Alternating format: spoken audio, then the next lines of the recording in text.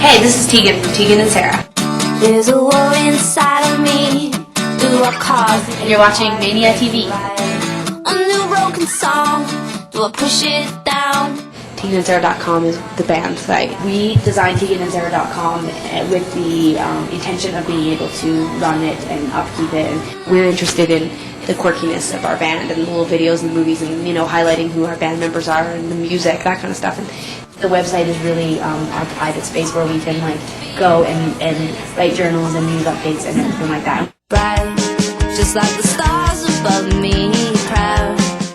Well, we were in high school and we played together. We played at parties and whatever. And then we sort of got our start opening for bands in Calgary. We opened for Juliana Hatfield and a few other people. And when we got out of high school, we both moved to Vancouver. This was about 1999. And we put out our first independent record by ourselves. And we just tripped around the country and played shows. Then Neil Young's manager, Elliot Roberts, received our CD and told us about the label that he had, which was an independent label called Vapor Records, run out of Santa Monica, and we signed their label in 2000, and we put out 2 records with them, and toured and recorded with Pada Heed and Ben Folds, Bryan Adams. We went all over the world.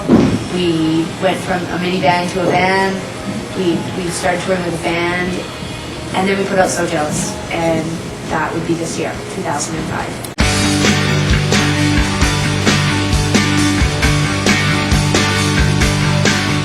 I think when it comes to developing our sound, it was really just a natural progression from, being 15 and writing in your bedroom to graduating to buying, a PA and electric guitars and going through that punk rock. We were drunken and disorderly, out of control, art rockers for a while, and then out of control maybe. We weren't that out of control. Yeah, that was a bit of an exaggeration, but I think that we were really, influenced by lots of different types of music, whether it be, like pop music or punk music and folk music, just the whole spectrum. So I think that over the years we've just had more time and more confidence and more resources to really experiment with our sound, and it's really just been all by accident. We've never deliberately gone out and tried to emulate a specific type of music or sound or artist. I think if we had the capabilities of doing that, we might try a little harder because it's sort of like a shot in the dark when we get into the studio. It's just sort of like really... We kind of feel excited with this record because it seems like more people are actually saying that we sound like more like ourselves for the first time. Like when we first started out, we kind of came in 1999, 2000.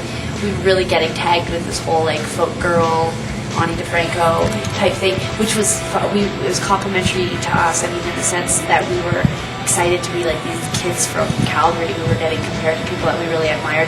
But then on the other hand, it quickly seemed like that was something that was maybe holding us back a little bit. People weren't taking this as seriously, and so it's always been a goal of ours to try to achieve something that was more of our sound. And so I think that as we got older, we realized what our strengths were musically. We tried to focus on that, obviously harmonizing and really like allowing the quirky songwriting that we both kind of independently write, allow that to kind of have a synchronicity, and so that's kind of where we're at right now. Hundreds of miles, yeah, you cry like a baby, you plead with... I think with So Jealous, the thing that I'm the most proud of is just that we accomplished writing and recording and producing a record from different sides of the country, and that we were able to continue to kind of retain a lot of control over our project, even though the major label was stepping it up and saying, "Oh, we want to put more money, we want to spend more time on this record, and we want to really start breaking into the mainstream and accessing more of your fan base that we believe is out there," which we always thought is out there too, and we agree that we have a lot of universal qualities to our music, and we think that we are accessible. So we were happy with that, but we also were a little bit resistant because you hear these horror stories, like they're going to come in and tell you how to dress and tell you what. That's never happened to us, so we didn't want it to happen on this record. So I think the thing I'm most proud of is that we just made a genuinely good record the way we wanted to. It was just really, there was really no label input. It was just sort of, when they gave good input, we were like, thank you. And when they gave negative input, we just sort of... We were like, no, we can't hear you. Kind of, yeah. Kind of like, but not in an immature, childish way, but kind of like in a... We are our fan base. I can appreciate Sarah's music, and I'm a fan of how she writes, and I was just like, no, she's doing something that I understand, so why screw that up, So So I think that's the thing I'm most proud of. And that it's our 4th record, you know, in an industry that's become so, you know, unforgiving to artists. You know, even artists who sell millions of records, they can just ignore and drop them the next record. And the idea that we continue to gain support, that's something that I think we hold, you know, as an achievement at this point in our lives. I know, you're still my love.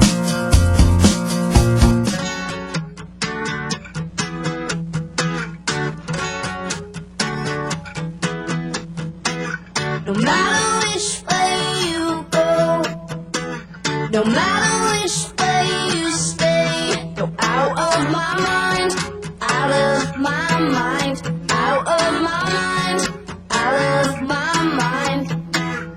I was walking with the ghost. I said, please don't insist. I was walking with the ghost. I said, please don't insist. No matter which way you go, no matter which way you stay, you're out of my mind, out of my mind, out of my mind, out of my mind. I was walking with the ghost. I said, please don't insist.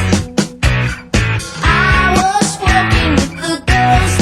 I said, please don't insist. No matter which way you go, no matter which way you stay, you're out of my mind, out of my mind, out of my mind, out of my mind. I was walking with the ghost. I was walking with the ghost. Out of my mind, out of my mind, out of my mind, out of my mind. Go out of my mind, out of my mind, out of my mind, out of my mind, out of my mind, out of my mind, out of my mind, out of my mind. I was walking with the ghost. I was walking with the ghost. I was walking with the ghost. I was walking with the ghost. I was walking with the ghost. I was walking with the ghost.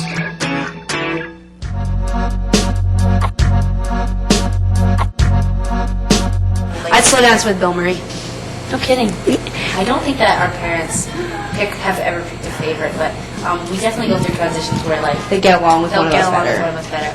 I really started to Speaking of which, understand. Dad asked me to send him an email because he doesn't have your email address. Oh yeah, best friends. Me and him email all the time. But I don't think that Sarah and I have any special twin powers. If we had, we would have used them by now.